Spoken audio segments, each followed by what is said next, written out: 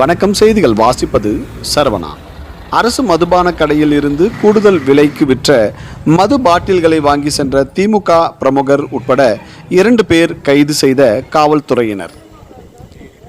திருப்பத்தூர் மாவட்டம் வாணியம்பாடி அடுத்த மேட்டுப்பாளையம் தண்டுமாரியம்மன் கோவில் அருகே வாணியம்பாடி நகர காவல்துறையினர் வாகன சோதனையில் ஈடுபட்டிருந்தனர். அப்பொழுது அவ்வழியாக வந்த இருசக்கர வாகனத்தை நிறுத்தி சோதனை செய்தபோது அதில் 225 மது பாட்டில்கள் பதுக்கி எடுத்து சென்றது கண்டறியப்பட்டு விசாரணை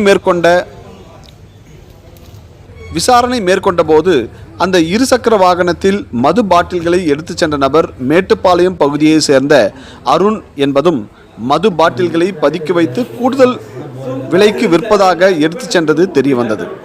மேலும் இதில் மேட்டுப்பாளையம் பகுதியை சேர்ந்த திமுக பிரமுகர் ராஜ்குமார் என்பவரும் தொடர்புடையதாக தெரிய வந்தது. இதைத் தொடர்ந்து அவர்கள் எடுத்து சென்ற 225 மது பாட்டில்கள் மற்றும் இருசக்கர வாகனத்தை பறிமுதல் செய்த காவல்துறையினர் இது தொடர்பாக அருண் மற்றும் திமுக பிரமுகர் ராஜ்குமார் ஆகிய இருவரையும் கைது செய்து விசாரணை மேற்கொண்டு வருகின்றனர். செய்திகளுக்காக விமல் ராஜ்.